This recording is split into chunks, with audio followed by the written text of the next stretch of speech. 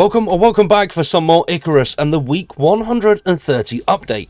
This one has loads of new improvements plus 2 new animals that you can grab for yourself from the Orbital Workshop. Now, these have been teased already before in the Laika update patch notes, which was week 125. Now, we did cover that one, so if you do want to check that out, that is in the top right hand corner now. Now, Laika is a space dog and was one of the first dogs to go into space and do a full orbit of Earth. So, pretty cool, awesome doggo. Unfortunately, she didn't make it back, which, big shame, poor doggo. But, first doggo to go around the Earth, pretty damn cool. Now, this update features Laika, the actual pup, and also a pug as well. I mean, I don't know why you'd want a pug on Icarus, but, I mean, why not, right?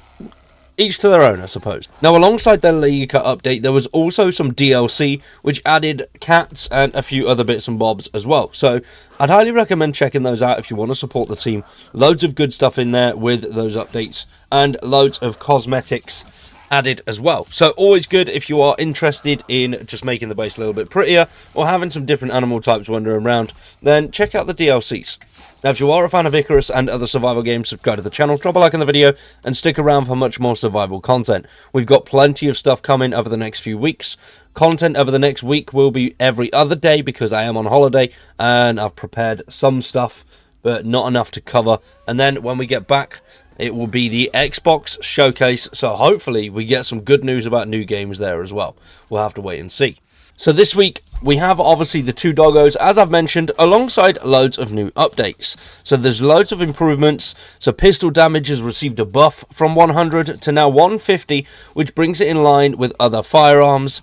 The sprint speed multiplayer stat now affects mount movement speed, so you can get a little bit faster on your mounts, and they've adjusted the chicken collision and walk angle so they can climb ramps a little bit better than what they could beforehand.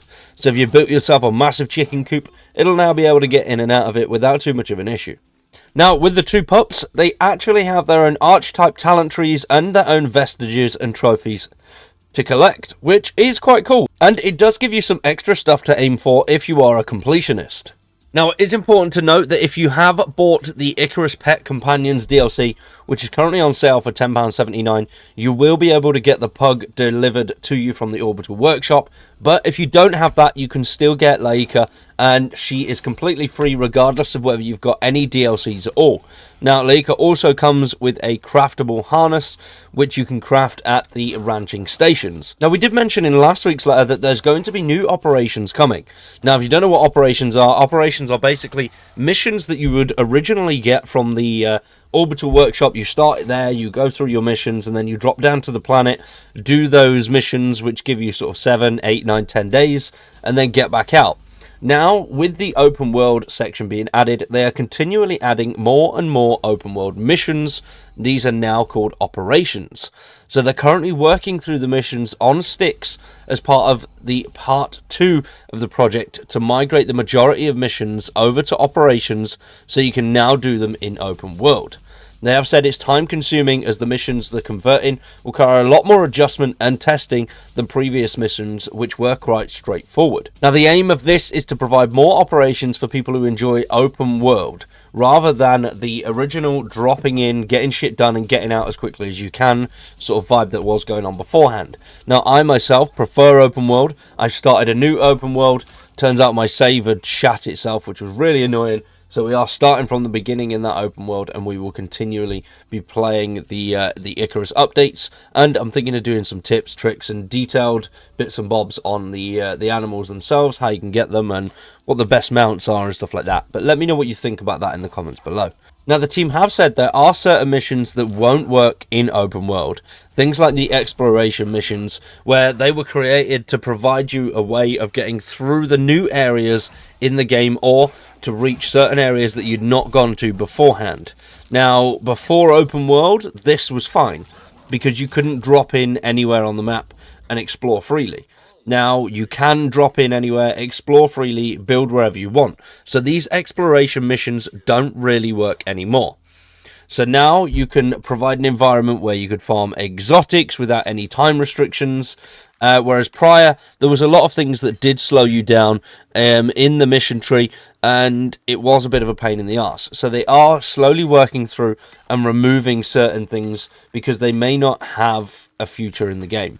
Now, they haven't said for certainty that they will be removing these missions, but it does look likely, as a lot more people seem to be opting for that open world experience.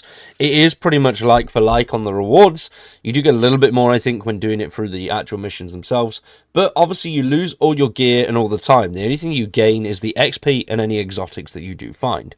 So we'll have to wait and see what they do with that. I do think it's a good idea just to remove the exploration ones, because you will be doing exploration anyway.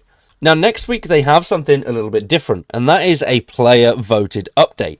So that'll be 131. So that is a hell of a long time, and they are going to be now changing up a few little things. They won't be doing it constantly, but what they will do is give you an option to pick between two certain items that they'll be adding in an update. So as you can see here, we have the CHAC pistol and the pistol turret. Now, these two items, you will be voting against each other. The Discord is in the link down below, so I'd go and check that out and vote for which one you prefer. I would definitely go for the pistol over the turret. I mean, kind of depends what type of missions you're running. But the chat pistol is available to purchase from the Orbital Workshop and comes with a 4-round magazine and a 25% ammo damage and 25% critical damage, high rate of fire and a quick reload, and it comes along with new workshop pistol ammo, which hits harder than the original ammo that's crafted planet side. Then we've got the pistol turret, which is available in tier 4 of the tech tree and fires pistol ammo to keep your base safe. This will require a power source and regular restocking of ammo to stay active. Now, I myself definitely think the pistol is the better of the two. Where my base is built, I don't really need to have too much of a worry about defending it or anything along those lines, which does make me feel a little bit better. I mean, some people, you may have built bases that do require a lot more attention and, well, defense, but mine doesn't, so I feel quite lucky with that one. But let me know in the comments, which one will you be voting for? The pistol or the pistol cannon? Let me know down below in the comments. For now, we are going to wrap that one up there, and tomorrow we will be playing Night of the Dead. Night of the Dead have just released their 1.0 launch, and we'll also be giving away a few keys on that video, so I'd highly recommend sticking around for that one. That'll be released tomorrow at 9 PM, so we are trialling a new time of 9 PM, between 9 and 10. Let me know what time works for you guys best. What time are you more likely to click on a video? What time are you more likely to sit down and relax and watch some YouTube?